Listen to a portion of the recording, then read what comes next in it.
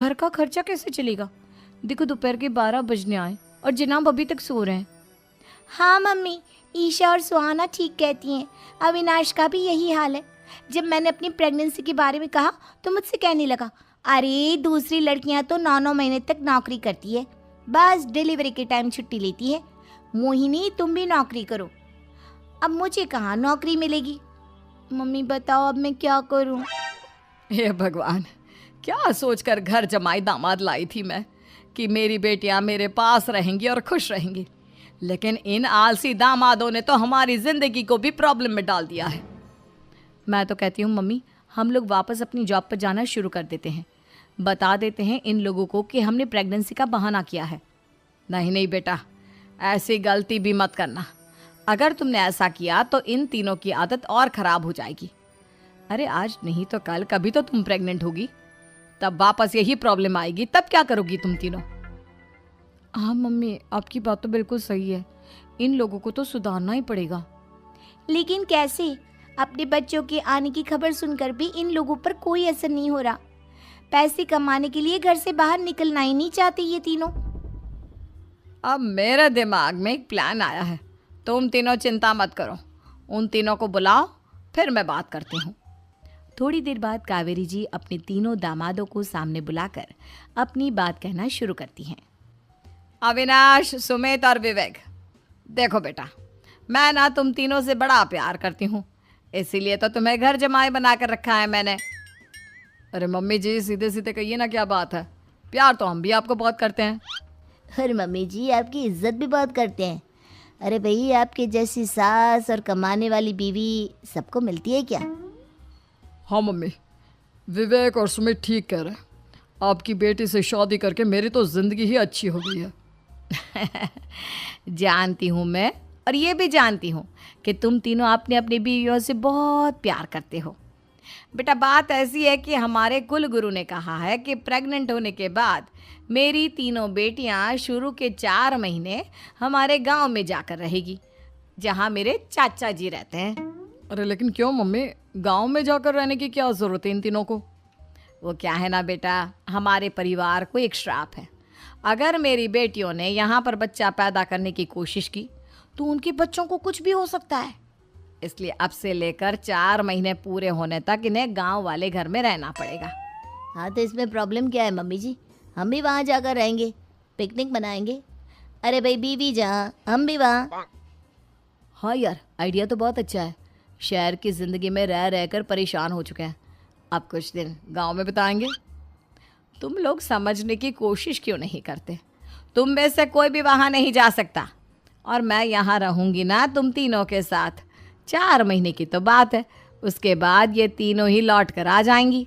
ठीक है मम्मी जी, अब हमारे बच्चों का सवाल है तो ये तो करना ही पड़ेगा। कावेरी अपनी तीनों बेटियों को कुछ दिन के लिए घर से बाहर कहीं दूसरे शहर में रहने के लिए भेज देती है। कुछ दिनों के बाद, अरे मम्मी जी, बहुत दिन से पिज्ज़ा नहीं खाया, मंगवाइए ना। क्या बताऊं बेटा, पहले तो बेटियां खर्चा दे देती थी क्योंकि उनकी नौकरी थी, लेकिन अब तो मेरे पास पैसे ही नहीं बचे। थोड़े बहुत पैसे हैं जो बच्चों की डिलीवरी में काम आएंगे। लेकिन मम्मी जी, आपकी बेटियों को वापस आने में तो अभी बहुत वक्त बाकी है। वही सोच सोच कर परेशान हो रही हूँ। सोच रही हूँ कल से दूध भी बंद करवा देती हूँ। अब दूध वाले को देने के लिए पैसे भी तो नहीं है ना। अरे नहीं नहीं मम्मी जी, अगर दूध भी बंद करवा दोगी तो मुझे चाय कहाँ से मिलेगी? और चाय के बिना मैं तो मर ही जाऊंगा। क्या करूं बेटा, इसके अलावा हमारे पास कोई ऑप्शन नहीं है। मेरे पास पैसे ही नहीं बचे। इस तरह कावेरी जी धीरे धीरे अपने तीनों दामादों को पैसे देना बंद कर देती हैं और घर में खाने पीने की चीज़ें लाना भी बंद कर देती है। अब वो तीनों बुरी तरह से परेशान होने लगे थे, और इसलिए एक दिन तीनों प्लान करके घर से बाहर निकलते हैं। और बाजार में जाने के बाद, यार अच्छा खाना खाए हुए कितने दिन हो गए, पता नहीं कब अच्छा खाना मिलेगा। हमारी बीवियों के जाने के बाद तो हमारी हालत भिखारियों जैसी हो गई है यार। कुछ भी हो, मुझे तो आज पिज्ज़ा खाना ही खाना है। जेब में 1 रुपया नहीं और पिज्ज़ा खाएगा, कहाँ से आएंगे पैसे? अरे देख, वहाँ सामने बोर्ड पर क्या लिखा हुआ है?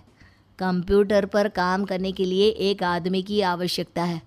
भाई मैं तो जा रहा हूँ, काम करूँगा और शाम तक पैसे लाकर आराम से पिज्ज़ा खाऊंगा। जा जा, तुझे कोई काम नहीं देने वाला, हम तो घर जा रहे हैं। चल भाई सुमित।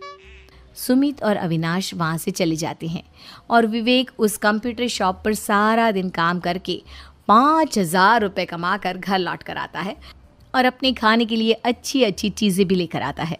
ये देखकर विवेक और सुमित के दिल में भी कुछ पैसे कमाने की इच्छा जागती है। अरे सुबह सुबह कहाँ चल दी है तुम? मम्मी जी, एक बहुत अच्छी जगह मिली है। कंप्यूटर पर काम करने के 5,000 मिले थे कल मुझे। अगर रोज़ काम करूँगा तो पूरे 40,000 की तनख्वाह। अरे वाह, ये तो बहुत अच्छी बात है दामाद जी, आपको जाना ही चाहिए। सुमित और अविनाश विवेक को इस तरह तरक्की करते देखकर परेशान हो जाते हैं और वो दोनों भी काम की तलाश में निकल पड़ते हैं। धीरे धीरे उन दोनों को भी काम मिल जाता है। अब कावेरी के तीनों दामाद छोटी मोटी नौकरी करके अच्छा पैसा कमाने लगे थे। एक दिन कावेरी उन्हें अपने पास बुलाती है। अरे वाह, विवेक 40,000 कमा लेता है, अविनाश 60,000 और सुमित तुम भी 40,000 के आसपास कमा ही लेते हो। कुल मिलाकर तुम अच्छे खासे पैसे कमा रहे हो बेटा। हाँ मम्मी जी, बहुत मज़ा आता है जब महीने के एंड में मोटी रकम हाथ में आती है।